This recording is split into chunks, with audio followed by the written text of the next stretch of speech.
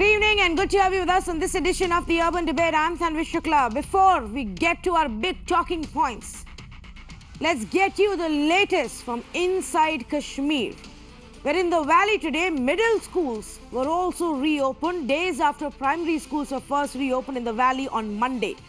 As per the state administration and as per the daily briefing that they give us every evening, about 60% teachers attended school today. The state administration also claims that the attendance of students, though less, is gradually now coming up. About 3% students attended school in South Kashmir. In North Kashmir, the situation was slightly better, roughly about 50% attendance. Importantly, the administration did confirm that there were stray incidents of stone pelting that took place in the valley. Communication in many parts of Kashmir still remains a challenge. Landlines in most areas are functional, but mobile connectivity is still erratic.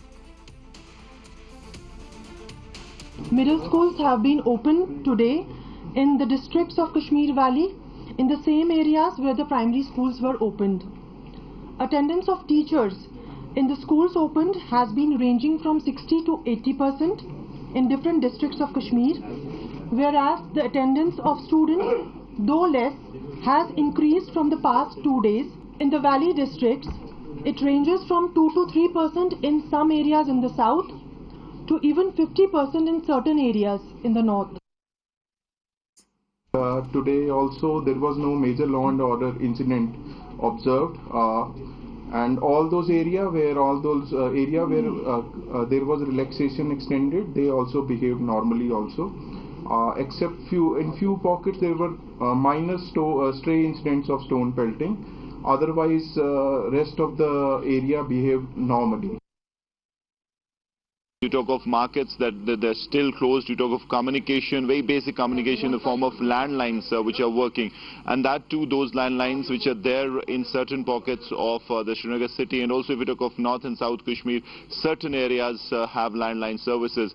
Lal Chowk, the commercial hub, which also has most of the media establishments, you have local press there, landline services are not working. Couple of days back, for 2 or 3 hours, landline services started, but again they were snapped. So quite clearly it seems to be a dynamic case of taking decisions as the situation comes. It's not a case where they are taking decisions for tomorrow or day after tomorrow. It's just that how the situation pans out this morning, and then on that they'll decide on the future course of action.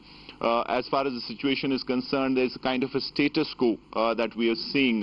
You talk of old Srinagar city, slightly restrictions have been eased, but still, if you talk of sensitive pockets, there is a huge presence of security forces. Mobile phones is the problem. In fact, we spoke to several HODs. They said that they cannot contact their employees, and whoever is coming is welcome, but they cannot really connect to cross-section of employees. So that is again the other issue. The government did come out yesterday and said that middle schools will be opened. But the fact of the matter is that even primary schools, when they were opened, they were deserted, because there is still a sense of confidence that is missing in the parents. They cannot take the risk. I mean, you won't blame it on the parents.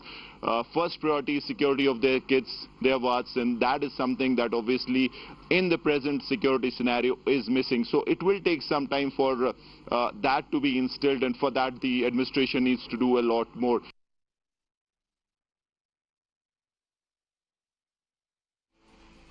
Well, ever since the clampdown began in Kashmir, journalists in the state have also faced challenges to bring out the stories due to the communication blackout.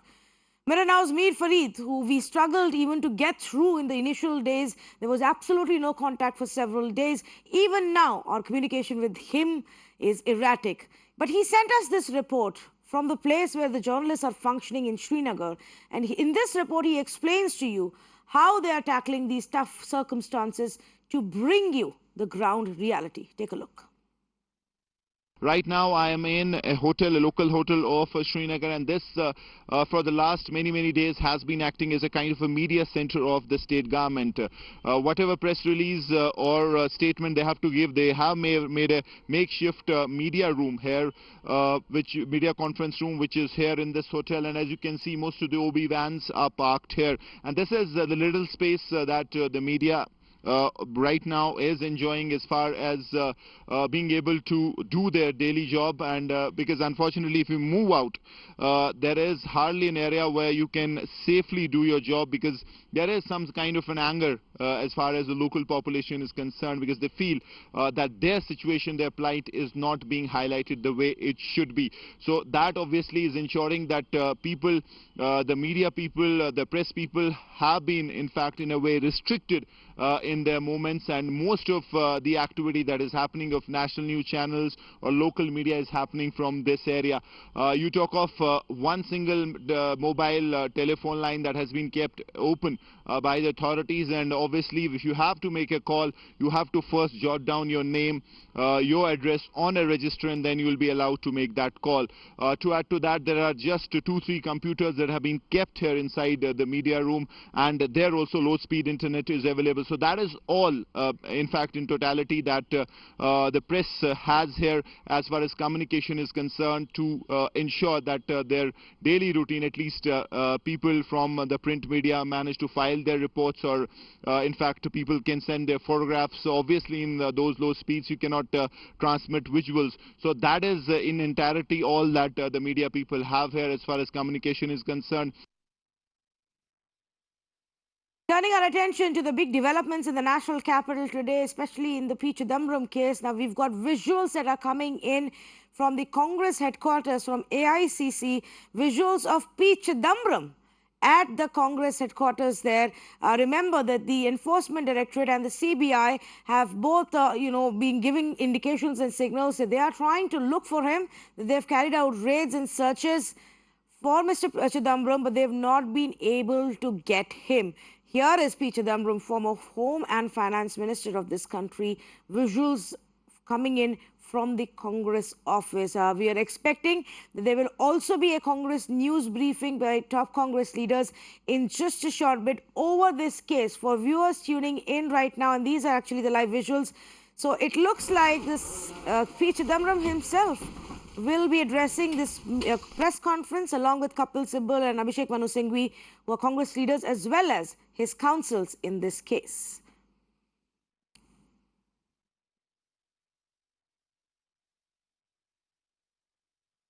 I don't have to tell you, just rise.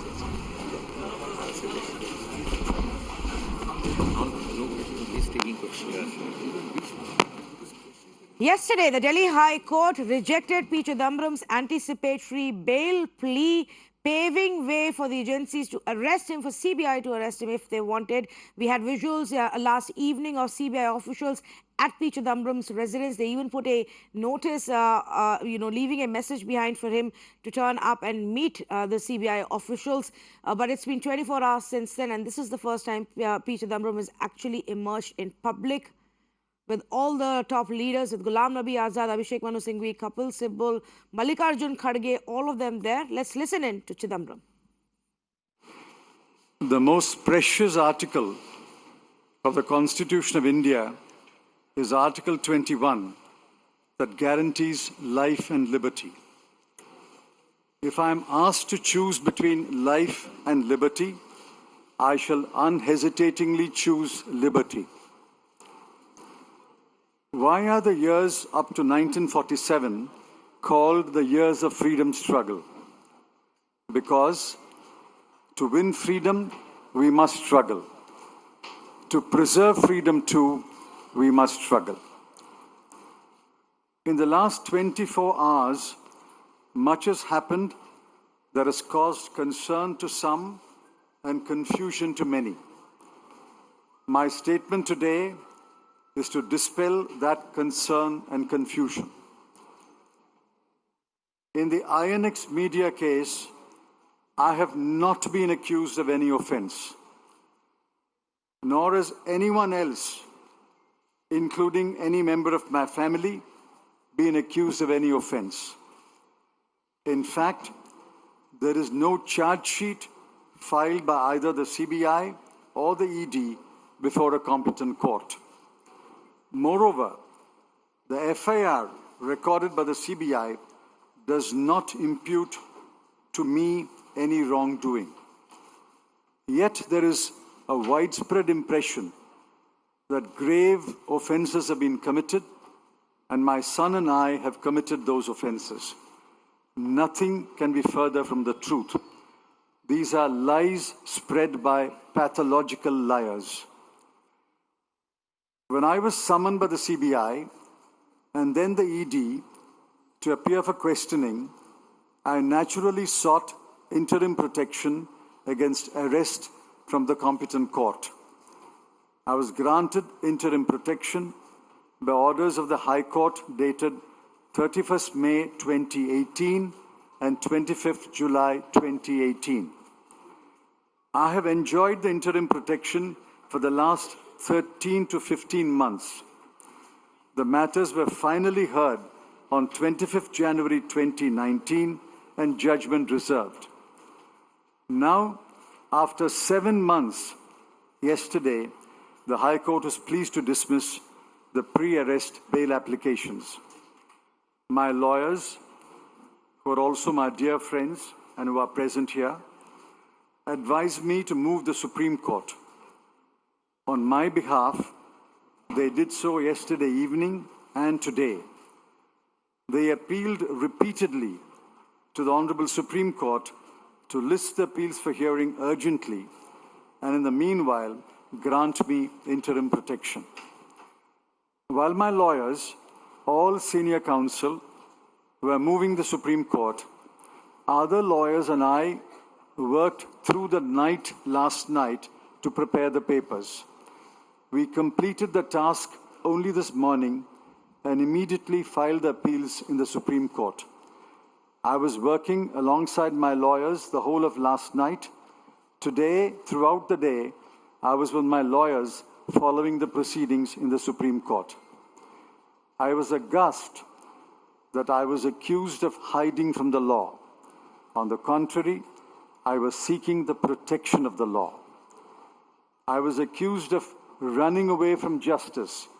On the contrary, I was engaged in the pursuit of justice. My lawyers have told me that despite their impassioned pleas, the cases were not listed for hearing today, nor will they be listed tomorrow, but will be listed only on Friday. I bow down to the orders of the Honorable Supreme Court. Between now and Friday, I shall walk with a clear conscience and my head held high. I shall respect the law, even if it is applied with an unequal hand by the investigating agencies. In the name of freedom, I can only hope and pray that the investigating agencies will also respect the law. In the present circumstances, respect for the law can mean only one thing: await the decision of the Honorable Supreme Court on Friday.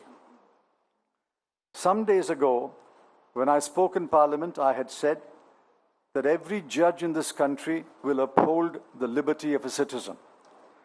I had said that the collective conscience and the institutional memory of the court as a venerable institution will guide all judges of the country.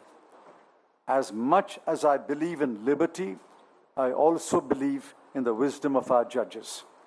So, friends, until Friday and beyond, let us hope that the lamp of liberty will shine bright and illuminate the whole country.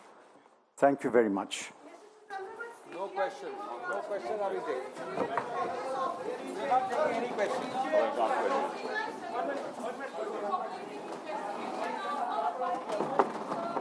No questions. A decision that was taken when they were sitting on the table as well. That one could hear Mr. Chidambaram say that I'm going to make this statement and then just get up and go.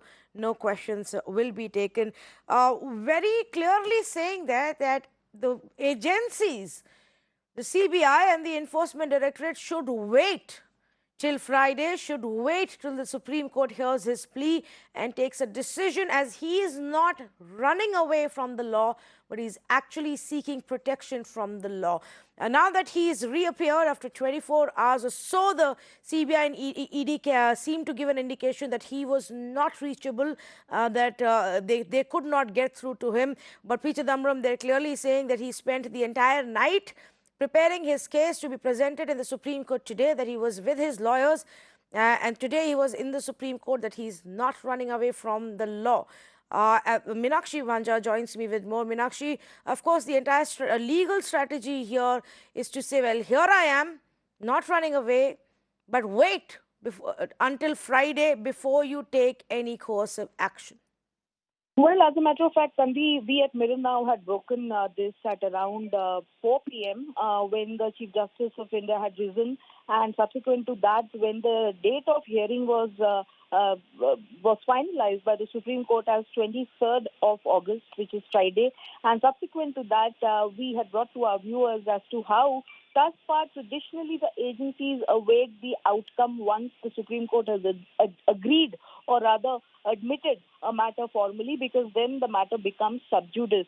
But these are dramatic developments, Tanvi, that are playing out, because remember, all of last evening, including a late night developments by the CBI, which included pasting this notice outside Mr. Chidambaram's residence, and then subsequently in today, latter part of the day, the CBI also coming out with the lookout circular, is a clear indication of them mounting pressure, because currently he is without the umbrella of an interim protection from arrest. Of course, we have seen the developments in the Supreme Court today. Three concerted efforts to get the matter listed for urgent hearing has resulted now in a date at least when the matter is going to be taken up, which is Friday. And therefore, these visuals, Tanvi, that our viewers have just witnessed of Mr. Chidambaram dramatically showing up at AICC to read out his statement, place his point of view on record. Well, Meenakshi, correct.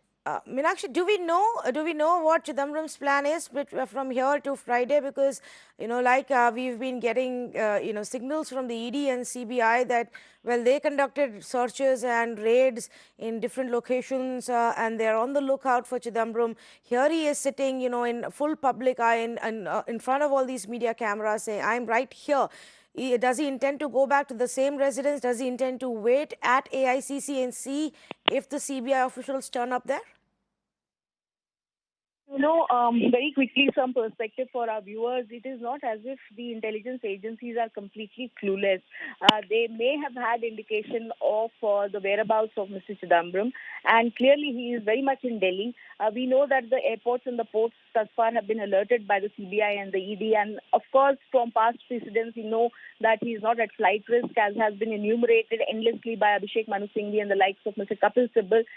But as far as plans is concerned, Tanvi, this in itself is a very big plan which has just played out in terms of visuals, where the Congress in particular, holistically speaking, and Mr. Chidambaram individually speaking, Tanvi, wanted to make this very big statement, which they have just, put out in public domain, because there were a lot of aspersions being cast that he is absconding. Now, the issue is this, Tanvi, that the Supreme Court has agreed to hear his matter on the 23rd of August, and this statement that he's just read out, you might have noticed, he also just said as to how he bows to the outcome or whatever the Supreme Court decides.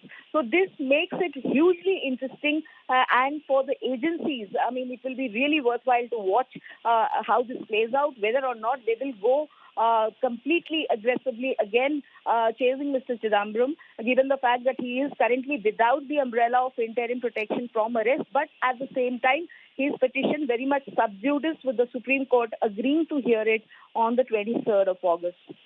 Okay, in fact, we're just getting information, and like you're right there, Meenakshi. It's difficult to really believe that our India's premier investigative agencies, the CBI and ED, would have no idea about where somebody like P. Chidambaram is at any given point of time, especially when such an important, crucial investigation is going on, especially when they've got a court order that allows them to arrest him. But what we are given to understand right now is actually that a team of officials but perhaps the CBI, the ED have left their office and perhaps are on their way to the AICC headquarters. So we're going to stick to, of course, the visuals and the updates that keep coming in on this story. You would perhaps end up with a situation where P. Chidambaram has left from Congress office after making this public statement, and the team officials then arrive there. And so that kind of a drama will continue, that the CBI and ED are still looking for P. Chidambaram, the former Finance and Home Minister, who along with the top Congress leaders in clearly a show of strength, sitting right there, addressing the media cameras, and a very strong message, Meenakshi, also coming from the Congress party, because not only were his counsels Abhishek Manu Singhvi and Kapil Sibal present there, but also Mallikarjun Kharge and Ghulam Nabi Azad on that stage. And the Congress deciding to close ranks and rally for Mr. Chidambaram. And, we got this early indication last evening itself with Randeep Singh Surjewala tweeting and completely slamming the judgment, and subsequently also the conduct which was put on display by the agencies, saying that what is the need for this alacrity suddenly when you know that here is someone who has been submitting himself for questioning in the past and will continue to do so if need be. And thereafter, today we have seen some dramatic developments from the likes of Abhishek Manu Singh. We remember, Tanvi, he tweeted a little earlier in the day during the first half, and he was vehemently batting for Mr. P. Chidambaram, saying that how is he being called an absconder who was conferencing with me till last evening 6:30 p.m. That was Abhishek Manu Singh earlier in the day. And of course now this complete show of solidarity and support from the Congress party, which is closing its ranks and rallying for Mr. P. Chidambaram, calling it something with political overtures, and of course questioning the agencies and the alacrity in which they are choosing to proceed in this manner. We saw that highlighted and argued in the Supreme Court also. Tanvi, our viewers will recall when Kapil Sibal made that pitch before Justice Ramana, saying that lookout circulars are being issued for Mr. Chidambaram, which is very painful given the fact that he has always cooperated in the past. So this is something, Tanvi, which is not solely legal anymore. Yes. It clearly has political implications. Yes, and so politically also a message being sent across by the Congress party there that they stand by P. Chidambaram. Priyanka Gandhi tweeted in the morning, and in the evening you've got all of these tall leaders sitting right next to P. Chidambaram. Like we told you, we have information coming in and sources telling us that ED and CBI team officials may be headed to the AICC headquarters after this news briefing began. We'll keep you updated on that. Meenakshi Bhanja, thanks so much for joining us for now. But let's move on and talk about a big story that is right now intensifying in the sector of hospitality. There's a big fight, viewers, that is brewing between the restaurants as well as the food aggregator apps. By that, I mean the restaurants that you order from and the platforms that you use like Zomato, like Dineout, who provide you with an app to order this food from or to make your bookings and then go to these restaurants. Now, what began primarily as a battle between about 1,500 odd restaurants who said that the deep discounts that are being given by Zomato and the likes of it is not acceptable anymore, has now turned into an ugly full-fledged battle. And here is a shocking claim that has been made by the restaurants. AHAR, which is an association of which at least 8,000 big restaurants and eateries are members of, AHAR says that these food aggregator apps are manipulating the ratings and reviews.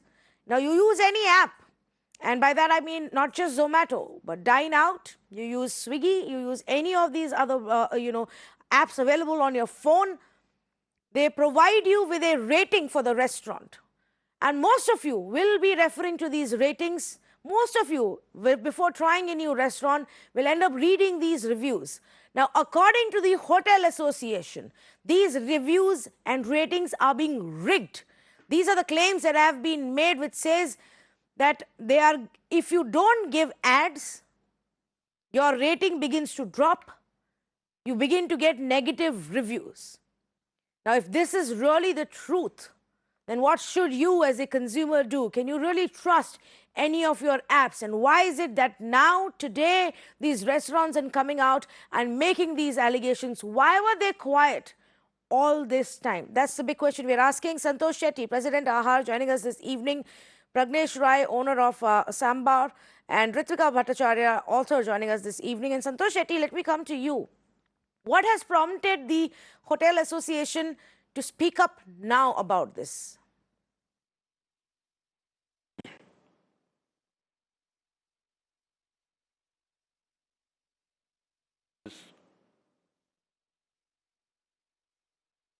Mr. Santosh Shetty, can you hear me?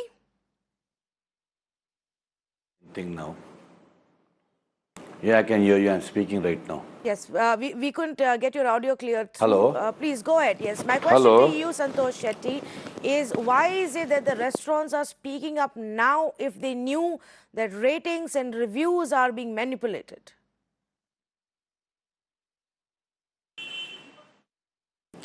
See, we have been looking at this since a very long time, and we have been observing since past, say, 1 year or something. If you are in good books with certain apps, you get your ratings up. And suddenly, if the terms of the deal is changed and not in favor of a particular aggregator or something, yeah, your ratings is again it falls off. Now, this is very surprising. Is there any regulation in the country to regulate these ratings? Who are these people who rate? Are they authorized people? How can they just praise someone and just defame someone? So these are things to be answered. These are ongoing things. We have been receiving complaints since a while, but then this thing is on the increase now, so it becomes very detrimental for us as in hoteliers to get this to the notice of the public. How do these restaurants, how do these food aggregator apps really formulate their rating? That's a good question. Pragnesh Rai, since you're in the business and you obviously deal with some of these apps, I'm sure you asked that question before you struck a deal with any of these apps.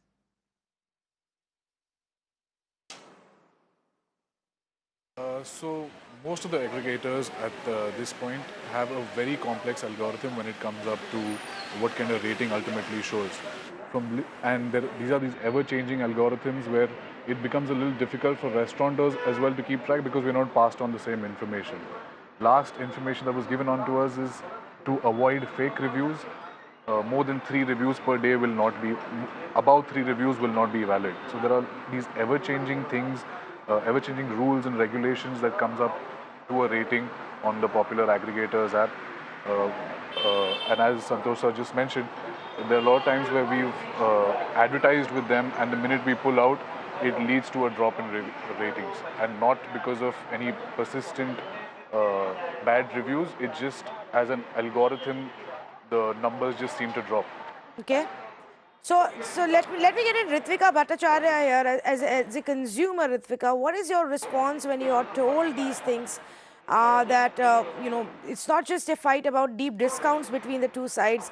It could actually be that they've been misleading you all this while about a certain restaurant or the food quality. It is something that raises a lot of caution. As a consumer, I think twice now when I look at a review and I wonder the veracity of that review. But I think, you know, the queries, the concern you've raised this evening is particularly interesting because when it comes to the aggregator business, as a consumer, I often wonder, you know, if they're advertising, if this Zomato or a Swiggy also has a part of the revenue that's focused on advertising, how can the product itself remain objective? And I think this is something that a lot of the you know, US, for example, is grappling with on regulation front, is if I am a company that says, my product is essentially to provide objective information on how restaurants are doing, but on the same platform like Amazon is also selling products, it's their own product on there. How does one stay objective? How does a company stay objective to say, I will treat all of my stakeholders equally? And I think that's a really interesting question which we need to ask from a regulation perspective. All right, let me actually put across some of those points across to Ankit Mehrotra, founder of Dineout, on the phone line with me right now. Ankit, thanks for speaking with us. This is a very serious charge, that the one that has been made today by Ahar, that the food aggregator apps are also indulging in manipulating ratings and reviews? Hello?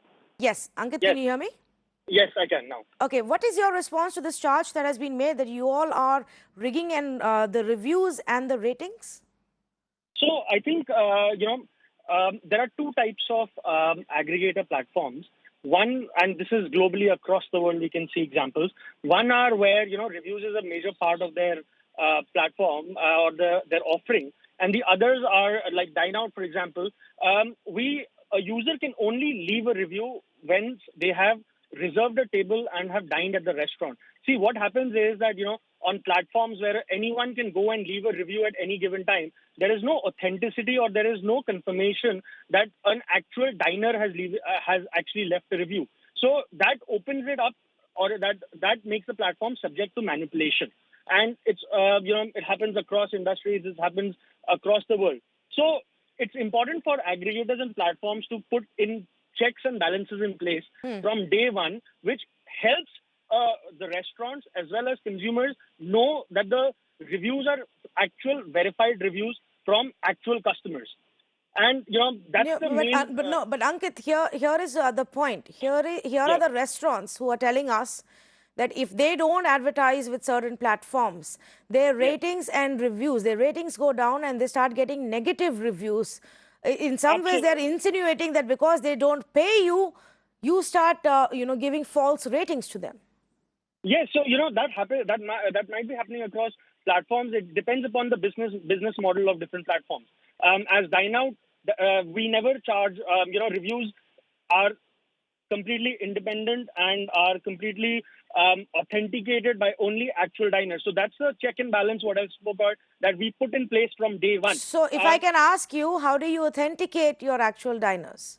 Because the diner has to make a reservation at a particular restaurant, and then we verify that they've gone to that particular restaurant. After they've visited the restaurant, only can he leave a review. So that's the main thing, right? As a reservation platform, which is what Dineout is, we're seating close to 4 million diners a month. We ensure that only people who visited a restaurant leave a review, and that's the check and balance that has to be put in place. We have technology to verify that at the restaurant end as well, that someone who's made a reservation and has visited the restaurant can leave a review. Okay. All right. If you could just stay on with me, because I believe Mr. Santosh Shetty of Ahar has a point to make. Go ahead, Mr. Shetty.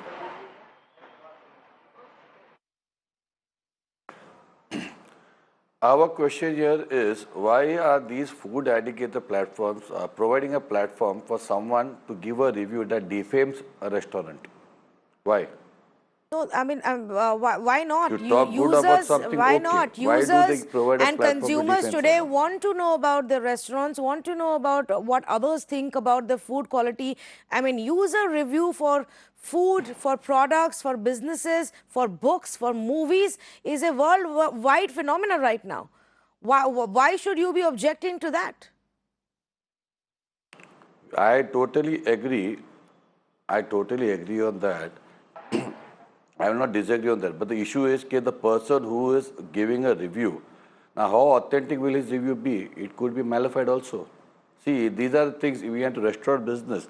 Once a customer is lost, it is lost forever. So, And see, who these do are you the think things. wants to give a And moreover, malified review who will regulate to these any things? restaurant? Who are these people who would want to be, are competitor restaurants employing people to write malified reviews?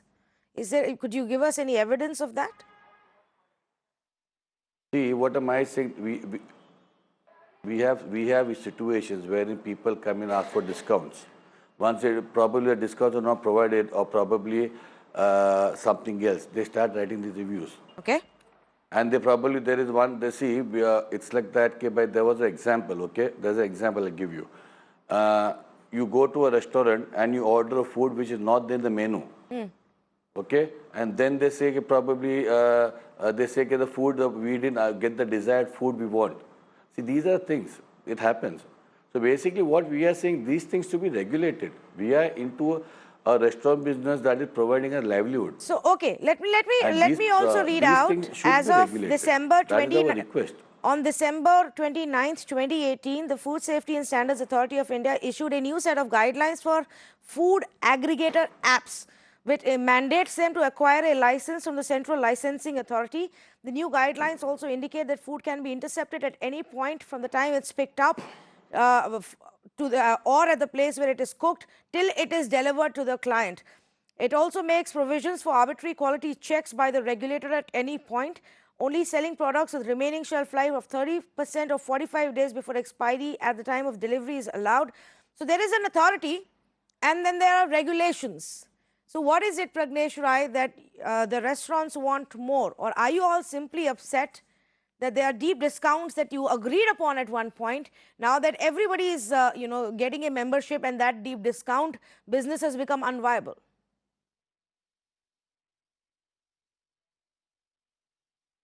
I don't believe it's a personal choice of signing up and then regretting. A situation like this has come out where the aggregators, with the massive data that they have and the massive footfalls, the massive eyeballs that they get on their pages and their apps, they're using that to their advantage by just haywire rules and regulations, ever changing. Just about 2 days ago, after the whole logout movement, there was a strict, stringent rule saying that in case if you do wish to log out, there's a penalty amount, and if you wish to get back on it, then you have to pay an X amount of money. Even aggregators realize that the strong arming and the knee-jerk action is within 2 days they've sent a mail saying that kindly none of that has been pulled off, and you won't be able to you won't be charged a penalty, and you can come back on board free of charge. So even the aggregators themselves realize that they've been strong arming restaurateurs. Okay, Ankit, do you want to respond to what is being said here by the hotel side? And also, if you can address the consumers. The consumers are confused tonight whether to believe or not what they are being told on these food aggregator apps. No, absolutely. So I would want to address this in two ways. So first of all, let's be honest and let's name the people who are doing that, right? So I don't know why everyone's shying afraid of saying that. So there are multiple platforms today which exist out there in the industry. There is obviously Dineout, there is Zomato, there is Easy Diner. So I'm just naming them, right? Now, out of these, only one platform, and we all know who that platform is, actually send this email out to their restaurant partners and then retrace back because their main program depended upon that. See, the challenge that everyone, so we met NRAI and we met the entire body on Monday, we heard them out and we agreed to work with them, is the issue of deep discounting. What that essentially means and what NRAI told us is that there is no problem in giving a discount of 10, 15% across, at restaurants, and across different restaurants should be able to decide the discount that they want to give on different days of the week and on different times during the day. And as Dineout as a platform has always enabled that from day one. We don't have a diktat where everyone has to offer the same kind of discount. The challenge that happens when we do deep discounting or that unlimited 1+1 program is that as a consumer, I get into the habit of going to a restaurant and having food at a discounted price. I will never have food at full price again. So the restaurant has devalued the product, their own product. The challenge is this with deep discounting. And let's be honest, right? That's something that, at the end of the day, restaurateurs were not forced for it. Restaurateurs did agree to come on board, and now together they are agreeing to go off the deep discounting platform. Correct. But no one has a problem giving that 10 to 15% discount from a consumer's perspective as well. There will be short-term pain for the consumers, for the people who signed up. Yeah, but my bigger concern is that if all of you essentially are agreeing that, well, ratings can be rigged, ratings can be manipulated, but nobody is really talking about how to resolve that problem. So absolutely. So technology is the way to solve that problem. We provide technology to the restaurants. A lot of other companies provide technology to the restaurants, which can assure that only original or authentic ratings from consumers who are inside the restaurants are displayed. Okay. But the restaurant industry across the board also has to wake up and realize that their technology exists out there. And now we are at a stage where, technology is being used across all different hospitality industries, whether it's, hotels, airlines, everywhere. So Yes. it's a matter of time where, Well, restaurants okay. also start accepting. Let's just be honest about it. User reviews for whatever product or service they're using is a reality in the day and age that we live, not just in our country but in every other part of the world. So it's simply not possible now to say, oh, we don't want this kind of a format. What everybody needs to do is come together and figure out a way to ensure that the reviews and the ratings that we are actually looking at before we decide to order food or before we decide to make a reservation to go out and eat food is dependable. Now, whether or not the restaurants and the food apps are able to do so is the big question. I'm completely out of time, so I'm going to thank my panelists. Santosh Shetty, I'm sorry I can't come back to you. We've completely run out of time because of the breaking news. But thank you for joining us. We will continue to keep a track of this story and see where that takes us. Here's the other big issue that we wanted to touch upon. US President Donald Trump has once again offered to mediate on Kashmir, calling the situation between India and Pakistan explosive and complicated. He's also said that the Kashmir issue is about, and I quote, Hindus and Muslims not getting along really well. Now, keep in mind, this is, I think, the third time that President Trump has spoken about Kashmir issue and US willing to help or mediating, offering to mediate in just the last 30 days. Donald Trump has said that he would discuss the tense situation in Kashmir with Prime Minister Modi when they meet on the sidelines of the G7 summit in France this weekend. So, before or after a crucial meeting between the two leaders, here's the US President tweeting one more time about this complicated issue. Let's quickly go across to our panelists. And joining me this evening, Rajiv Dogra, former diplomat, and Maruf Raza, strategic affairs expert and our consulting editor. Now, what we want to understand is how does this impact the India-US ties primarily? We've already made our position very clear, but that doesn't seem to be, the message doesn't seem to be going across to President Trump. Maruf, do you want to start?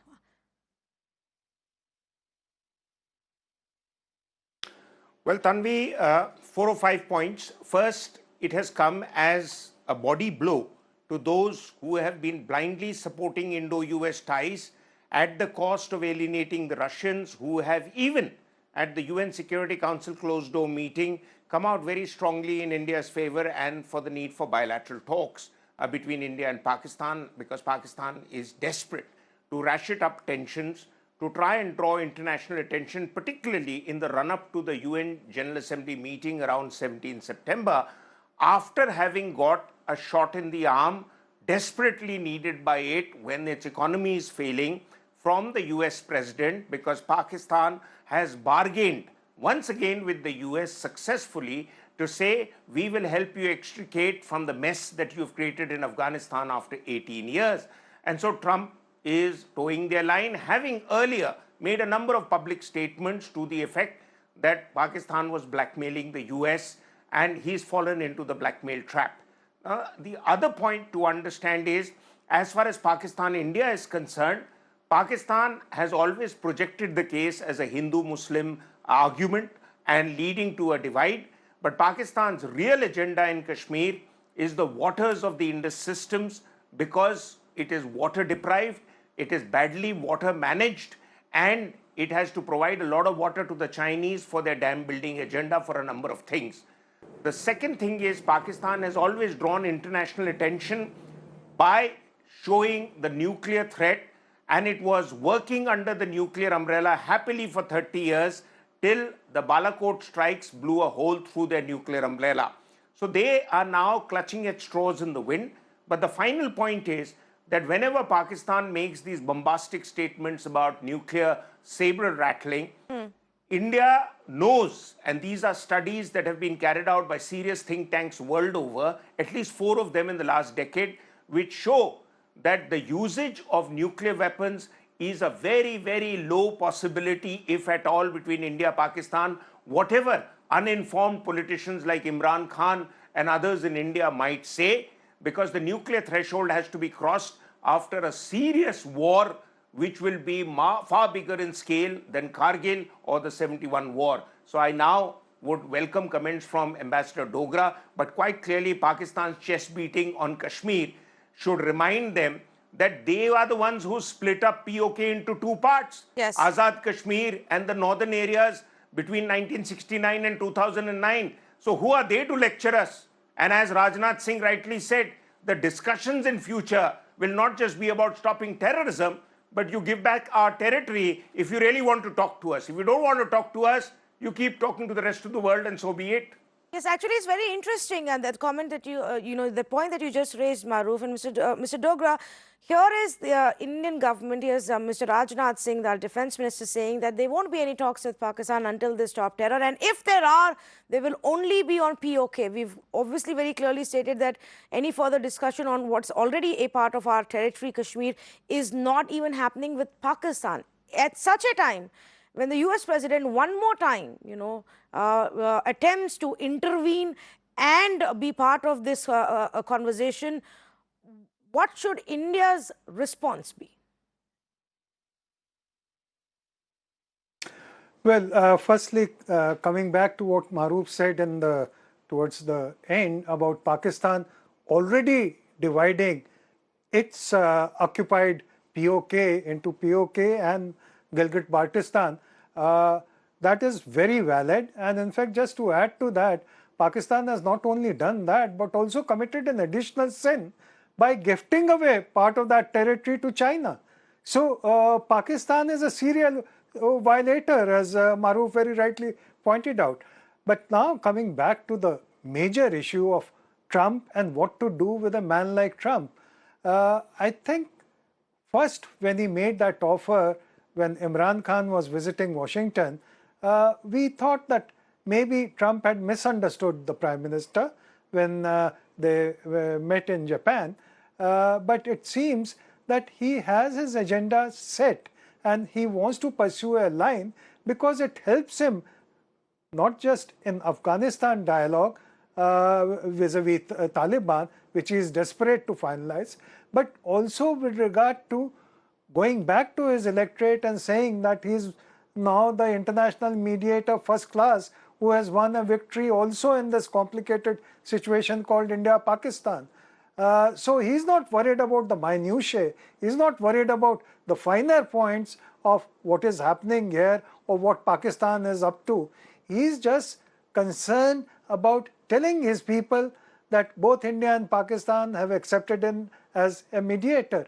And that, unfortunately, we really have to put a stop to right at this moment. Otherwise, it will just keep rolling the way Trump wants it.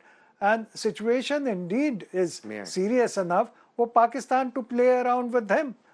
The other thing I would like to point out is that this is not the first time America has put its foot into the India-Pak issue. Right from the 50s, America has been wanting to do that.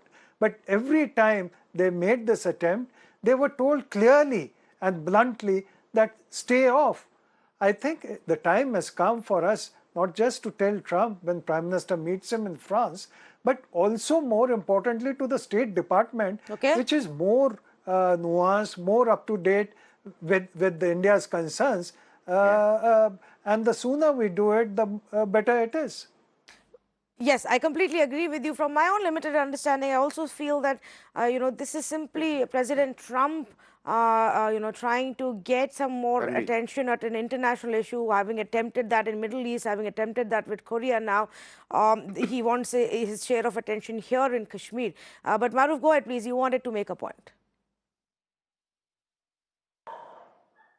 Yeah, further to the point that Ambassador Dogra has made, please understand that, Trump, one of his obsessive desires is to contest the legacy of Obama at every stage. And there is much to be written about and talked about how Obama built up the relationship with India from the days of Bill Clinton and the Kargil conflict, when relations between the US and India turned the corner, more so in President Bush's time, and Obama followed it up. The point to understand is Obama also was a Nobel Prize awardee. And Trump, I would allege, is hankering for a Nobel Prize, having failed to do that with North Korea. He's made a pretty big mess of things in the Middle East. He should be actually offering to mediate with the Iranians, who he is pushing to the brink of a war for no good reason. I mean, the rest of the signatories of the deal with Iran on nuclear issues, The Europeans, the Germans, the Japanese, they all seem to be very comfortable with what the Iranians have shown and are doing. It's only Trump and his team has a problem because he has a whole national security team which is built up of hawks, often with little understanding of the other side of reality. The other issue, and this is an important issue for us to take away, that we need to bargain more effectively with the US and learn a few lessons from Pakistan in proactive diplomacy. Okay. We've always been reactive.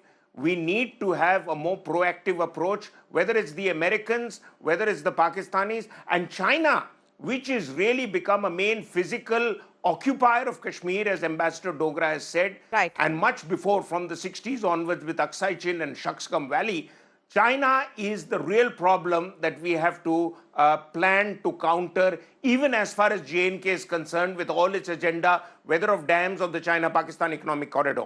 All right. I'm afraid I will have to end this conversation here, but I hugely appreciate both of you coming and explaining the situation and how India should tackle it in the coming weeks. Thank you so much. We're going to get back to the big developments that are happening in the national capital right now. Just minutes after P. Chidambaram actually